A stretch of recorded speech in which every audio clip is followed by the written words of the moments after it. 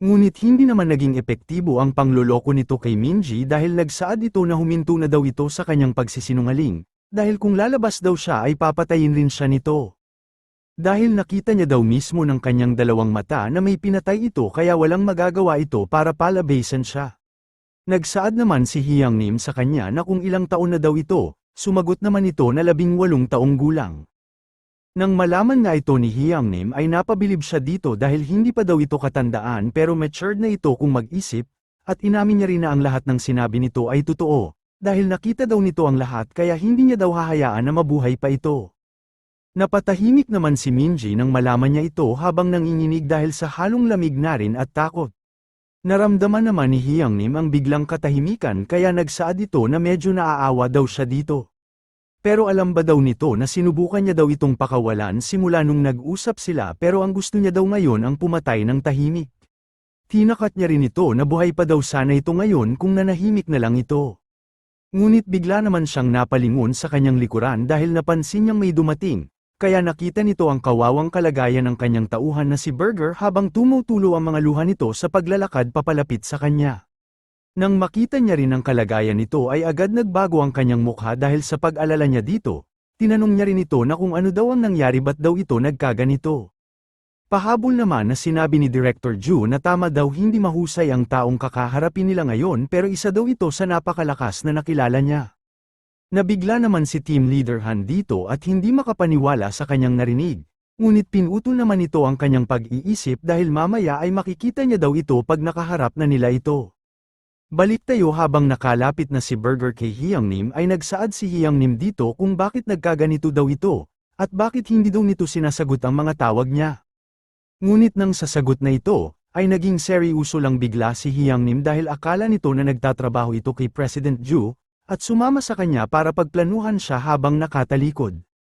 Ang ibig sabihin pala ni President Ju na malakas itong si Hyang Nim ay dahil hindi nito kayang magtiwala sa iba dahil ang iniisip lang nito ay ang kanyang kapakanan. Habang minumura ni Hyang Nim ang matabang si Burger ay nagsaad pa ito na nilaglag daw siya nito. Kaya sa sobrang galit ay agad na niya itong inatake, kaya bigla na lang na humandusay si Burger sa sahig. Sa kabilang banda bigla namang may kinuha ang ating bida mula sa loob ng kanyang damit, makikita naman dito kung ano ang kinuha nito at ito ay isang lubid. Sa paglabas nito ng lubid ay kasabay na napansin siya ni Hyang Nim, gaya rin ng tanong ni Sangman ay nagsaad ito na kung pinadala ba daw ang ating bida ni President Ju.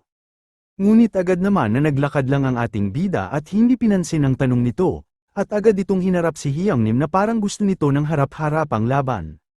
Ngunit sa ginawang paglapit naman ng ating bida dito ay agad kumulo ang dugo nito kaya tinanong niya ang ating bida na kung gusto na ba daw nitong mamatay habang minumura niya ito.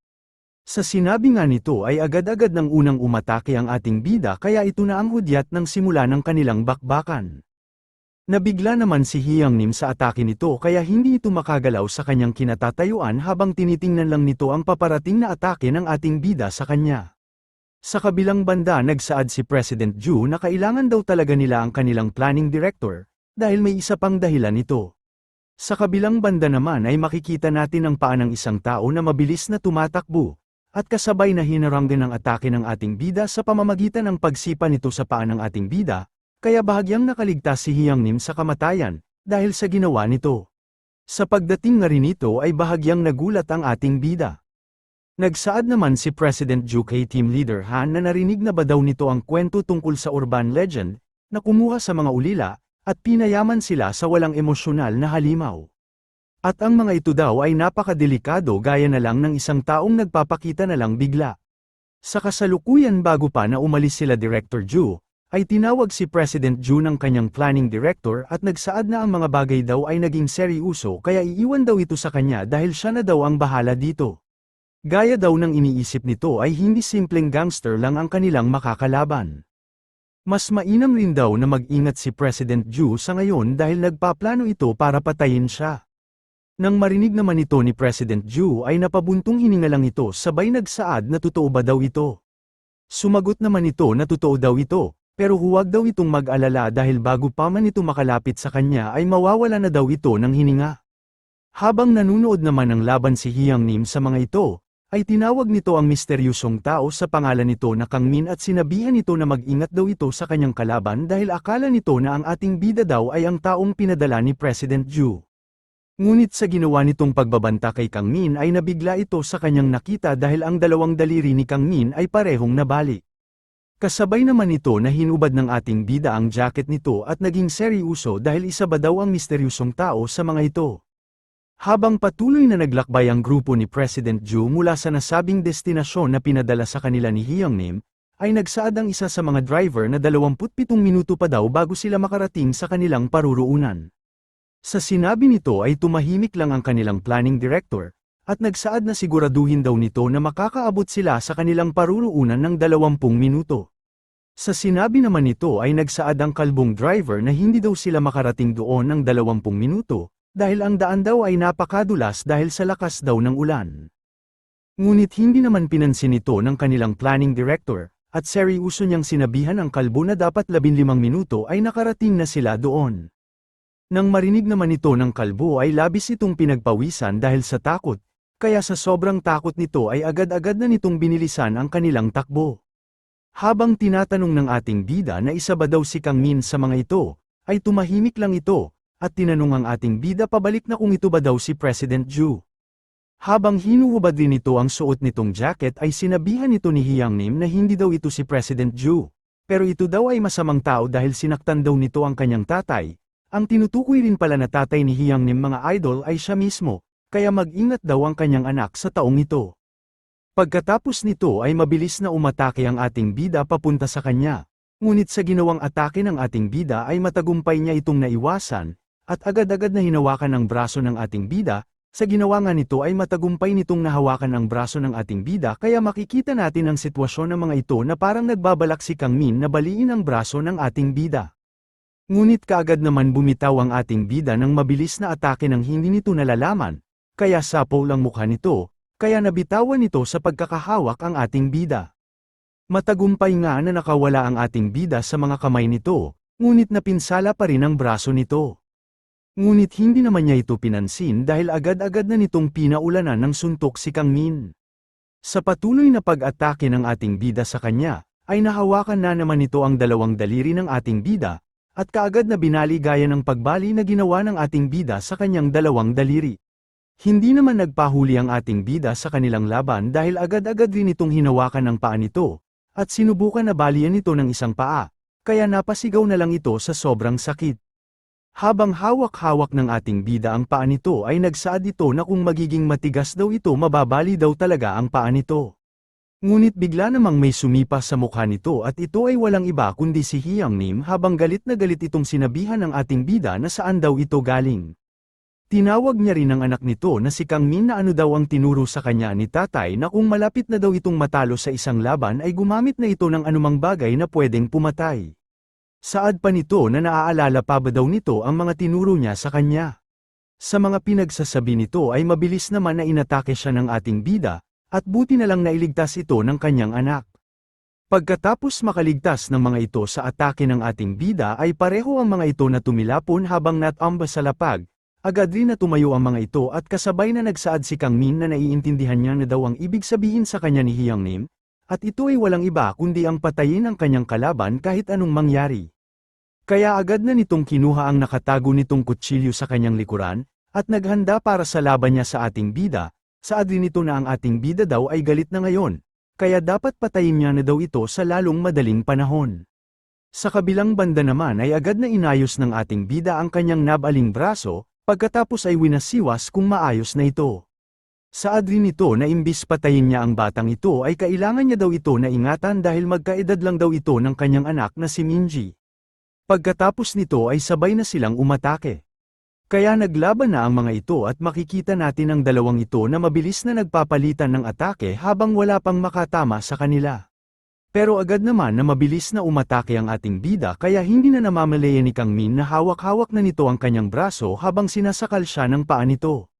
Nagsaad rin ng ating bida na hindi niya daw alam kung ano ang kwento nito, pero wala daw tatay sa mundong ito ang hindi magsasakripisyo para sa kanilang anak, kahit isa pa daw itong halimaw. Dito pinakita sa atin ang kwento kung bakit naging mag-ama si Hyungnim at Kang Min, ay habang nakakulong sa madilim na kulungan si Kang Min at walang pagkakakilanlan, ay dumating si Hyang Nim para ilabas siya nito dito, at kaagad na binayaran, pero bago pa man makuha ng bantay ang pera nito ay nagsaad ito na kung makakapatay daw ang batang ito ay wag daw ito mag-alala dahil kahit ang mga pulis daw ay hindi kayang mahanap ito.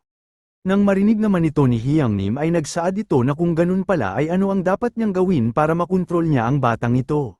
Sumagot naman ang bantay na isa lang ang gawin nito, yun ay sabihan niya ito na siya ang tatay nito, at pagkatapos susunod na ito sa kanya ng kusa, ganun lang daw kasimple. Nagsaad naman si Hyang Nim na kung tama ba daw siya ay ang bata ba daw na ito ay nangangailangan ng pamilya.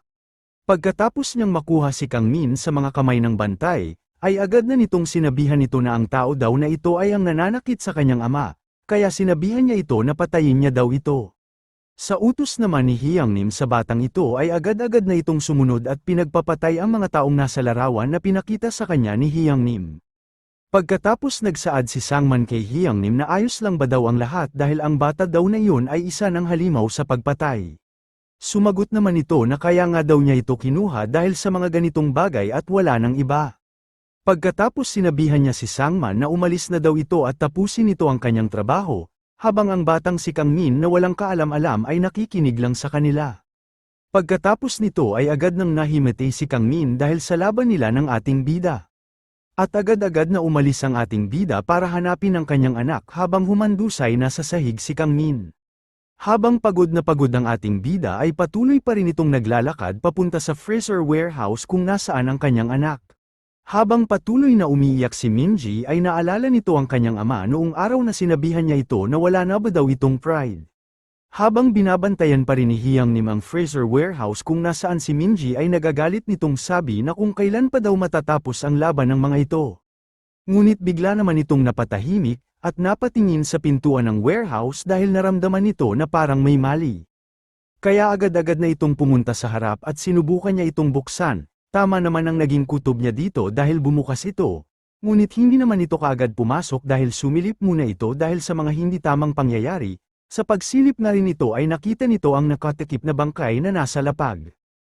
Nang makita nga niya ito ay bigla itong tumawa, at mabilis na pumasok, at nagsaad na gusto ba daw makipaglaro ni Minji sa kanya. Sa kabilang banda na bigla naman ang ating bida, dahil naramdaman nito ang pagbangon ni Kang Min, at makikita natin ang mukha nito na parang nawala na sa katinoan.